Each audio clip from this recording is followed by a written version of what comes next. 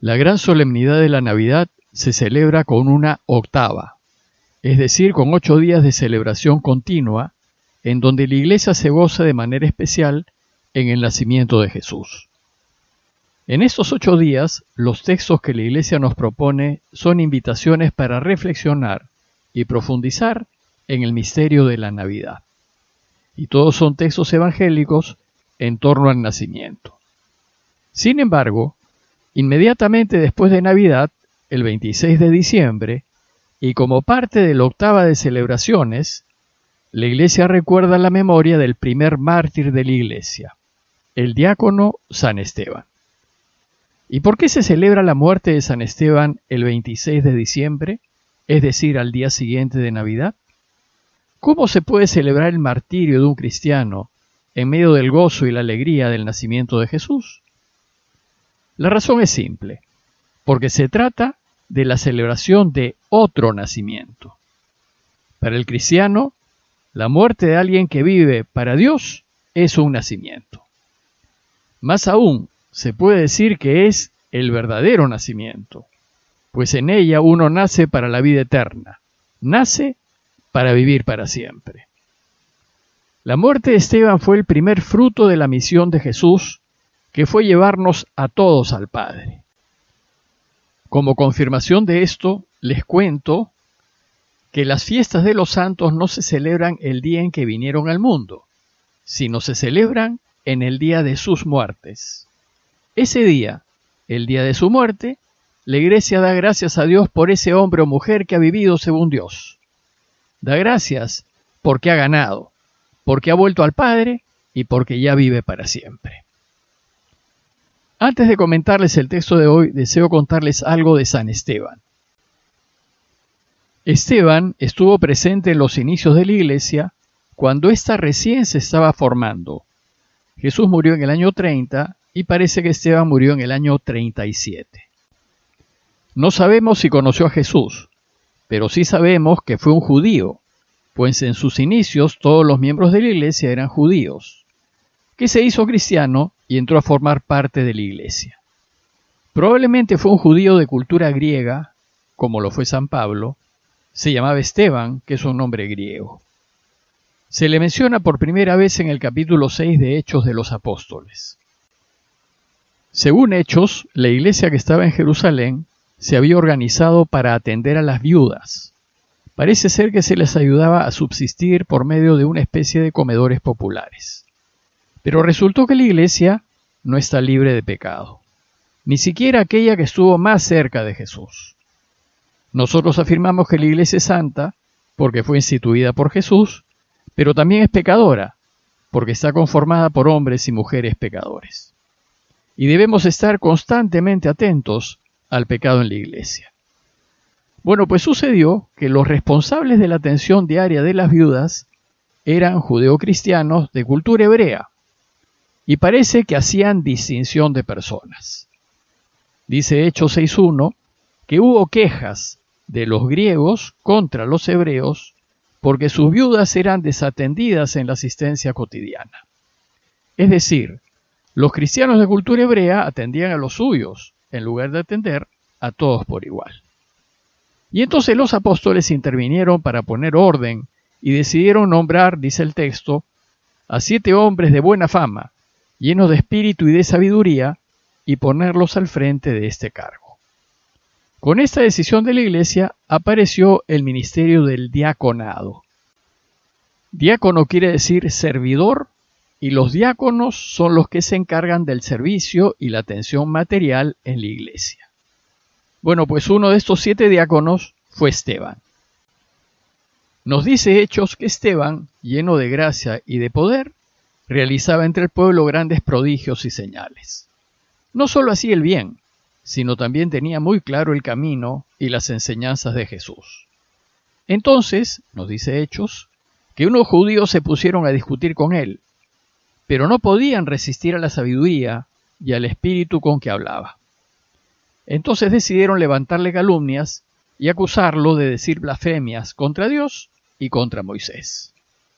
Vinieron entonces las autoridades judías, lo apresaron y lo llevaron al Sanedrín, donde lo acusaron.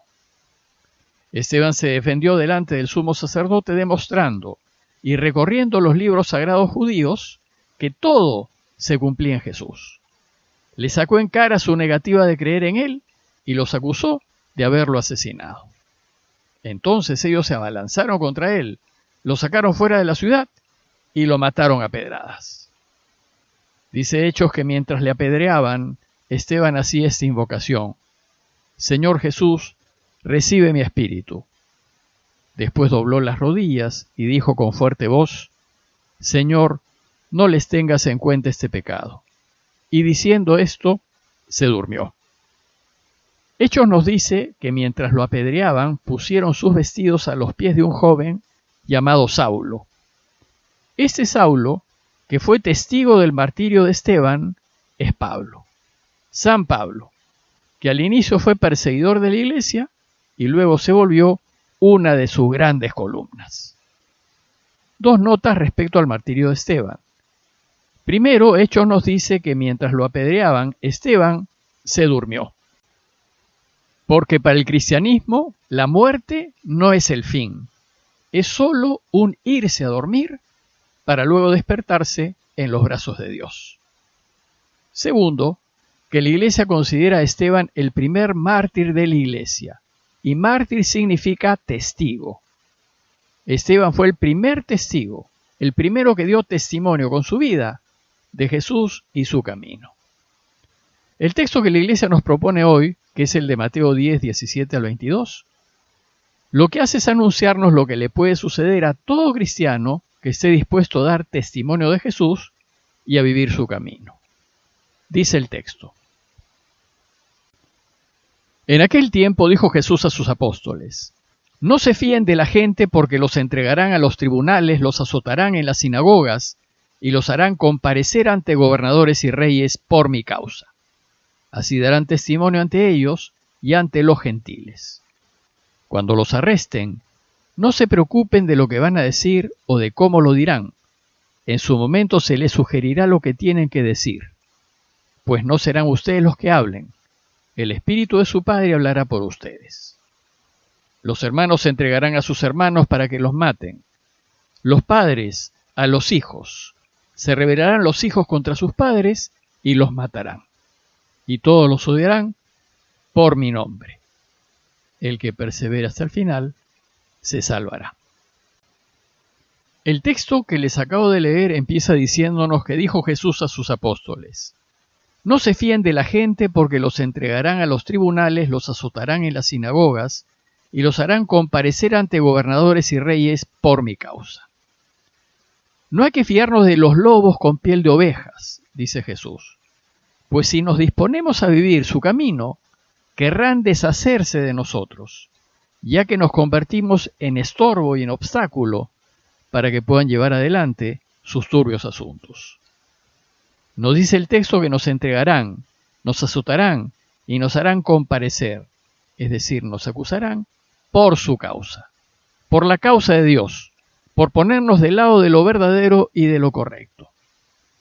Pero Jesús ve esto positivo, pues dice el texto: así darán testimonio ante ellos y ante los gentiles. Tenemos pues que dar testimonio, anunciar el camino de Jesús con nuestras vidas y con la manera como vivimos.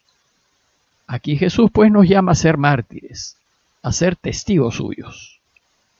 Dice el texto que cuando los arresten, no se preocupen de lo que van a decir o cómo lo dirán.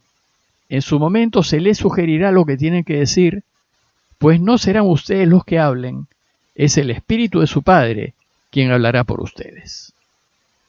Lo primero que Jesús nos dice es que si esto sucede, que no nos preocupemos, que Él, a pesar de los inconvenientes y contrariedades que podamos sufrir, por ser justos, nunca nos dejará, más bien cuidará de nosotros.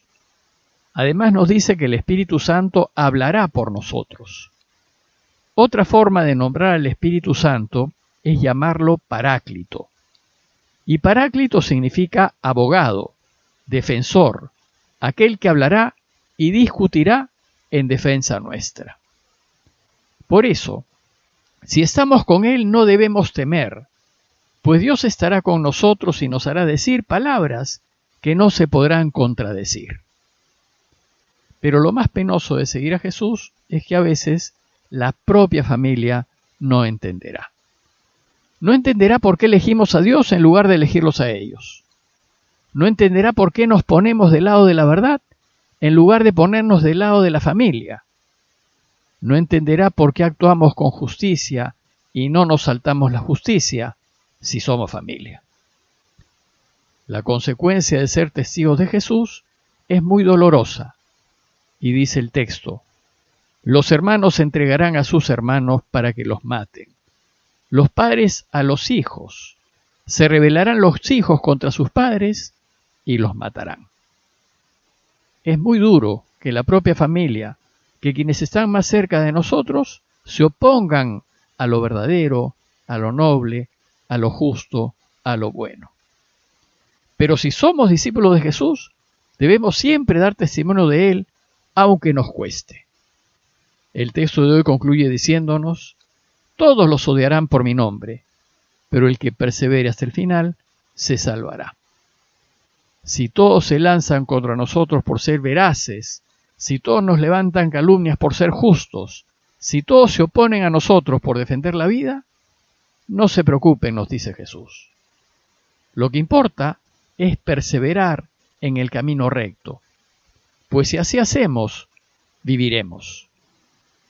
Y si así hacemos, alcanzaremos la felicidad absoluta junto a Dios. Pidámosle pues a Dios la fuerza para que, a pesar de todas las oposiciones y dificultades que podamos encontrar, seamos, como lo fue Esteban, fieles testigos de su camino. Parroquia de Fátima, Miraflores, Lima.